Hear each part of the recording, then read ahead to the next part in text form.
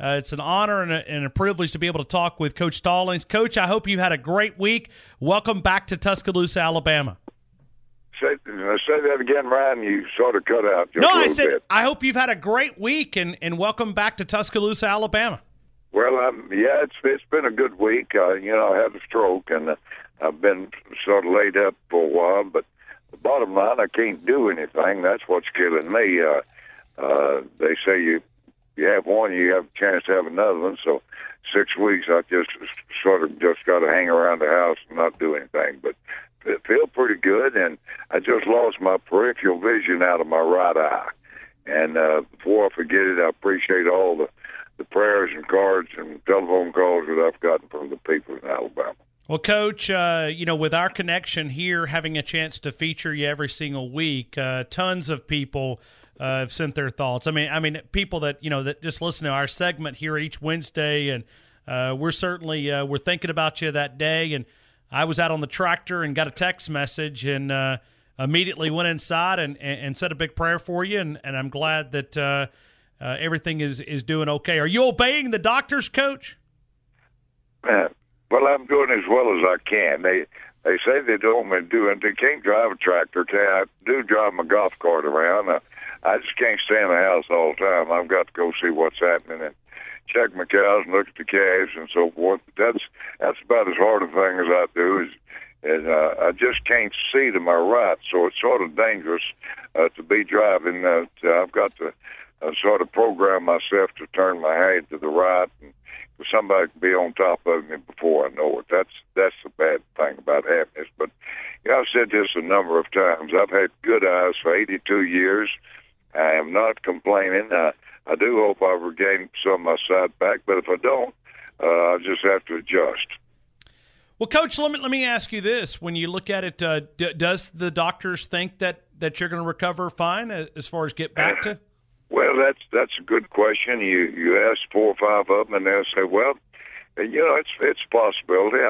That doesn't sound too definite to me, but some say that after 6 weeks or 6 months, you have a possibility of regaining some of your sight, and so I'll just have to pray and hope that it works out. But if it doesn't, I just learn how to adjust with it. No doubt. Well, just let you know that all the folks back here in Tuscaloosa are certainly thinking about you. And I know if I have had one person, I've had 1 million people ask me, how are you doing? The latest, I spoke to a group up in Huntsville, and they were asking me about you as well. So it's good to hear you back on the air, and let's talk a little football here as we get a little closer, Coach. I'm ready. 94 days away. I'm just curious.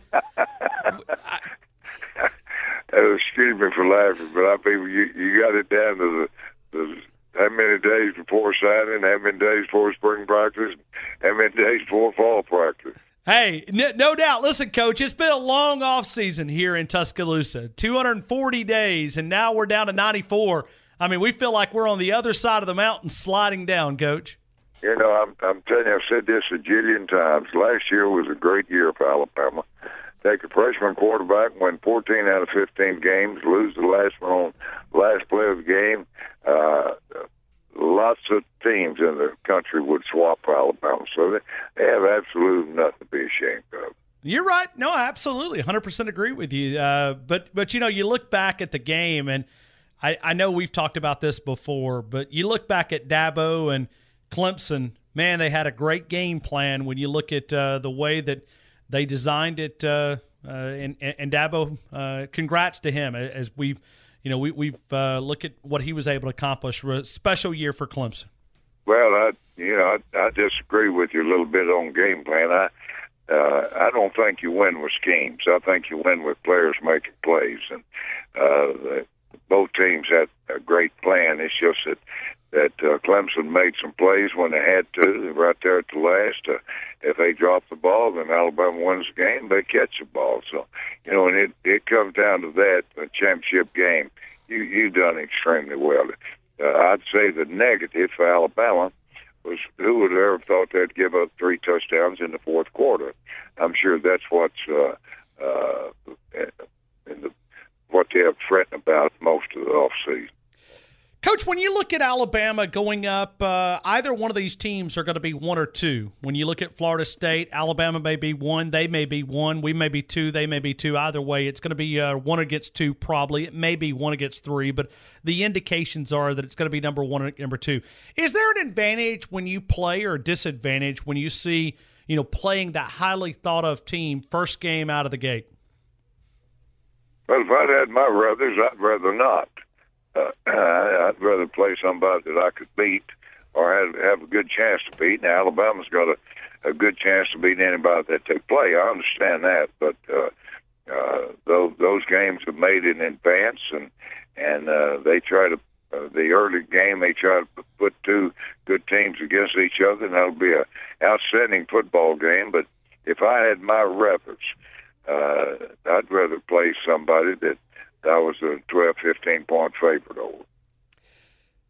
2 months ago, when this early signing period passed, Coach, you and I visited, I think, on the same day that it passed. I've been in this business since 2000. We've had the SEC spring meetings this week down in Destin for the SEC. We have yet to hear one coach who said that they're for this early signing period. When you look at it's amazing. It more so now than what it was 3 or 4 weeks ago, how the NCAA can be so out of touch with college football coaches that do the groundwork.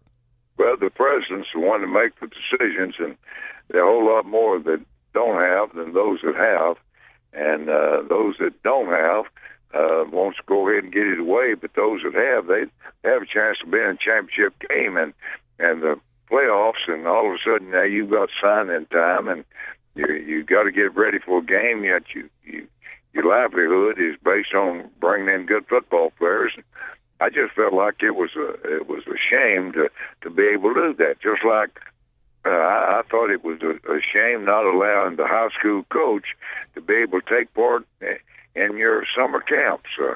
It gives you an opportunity to visit with a high school coach, gives him an opportunity to visit with the college coaches. He makes a little extra money.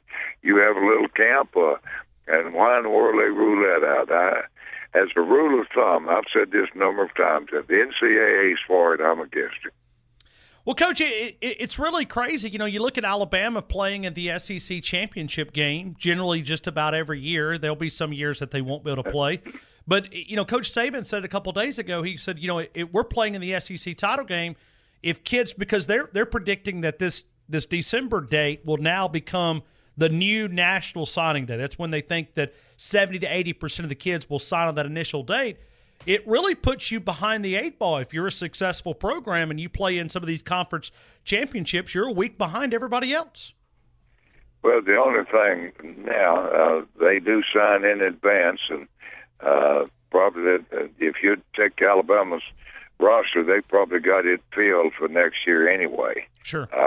But even that, they change. Players perform better than you had anticipated. Some good one maybe fizzles.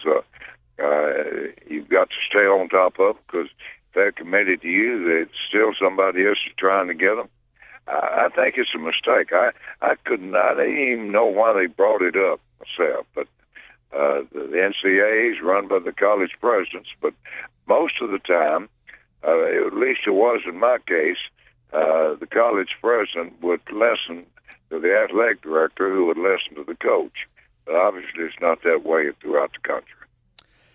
Coach, there's been a lot of talk here in the state, and I know a friend of yours, Coach Pat Dye, is on our program every week. You've got the athletic director, Jay Jacobs, at Auburn.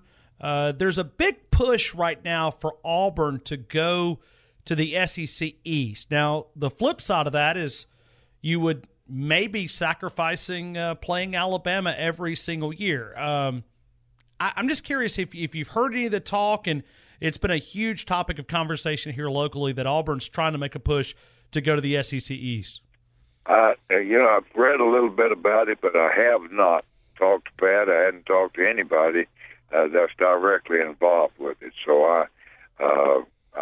I sort of like it the way it is myself. I think it's an outstanding conference, and both divisions are extremely good, but the East obviously a little bit better than the West, but what they're going to do, I really don't know. But those decisions are made by somebody else, and it's coach's job to play whoever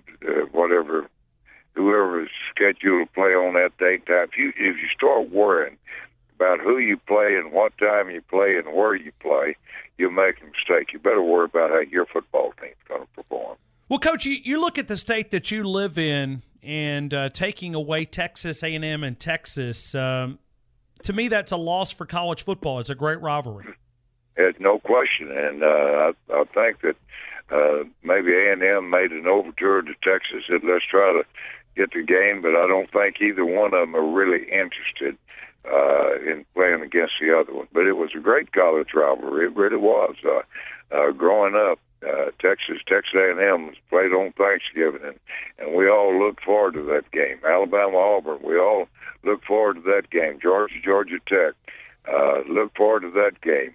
So I hate to see some of these old rivalries disappear, really.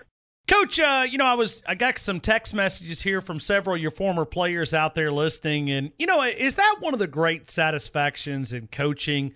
I know we always focus on the wins and the losses and the championships, but to be able to make an impact as a coach does, spend the hours in a really a prime life when you talk about molding, young men into men, is that just a highlight when you think about coaching and the impact that you're able to make on so many different people's lives? Yeah, that's a real joy I had out of coaching. I don't know if we have time. No, we have plenty of time. Plenty of time, Coach. Take your time. When I was coaching at Texas A&M, I had a great All-American tackle, Maurice Mormon.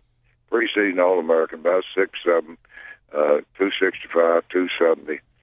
But Maurice liked to play football and shoot pool. Didn't like to go to class. And so I called him in my office, and I said to Maurice, now you listen to what I'm telling you. You've got one more class. You played your last down for Texas A&M. And we'd lost 4 in a row, getting ready to play Texas Tech. Get the call from the professor, said, Mr. Mormon cut my class today. Well, the best thing for me was to sort of ignore it.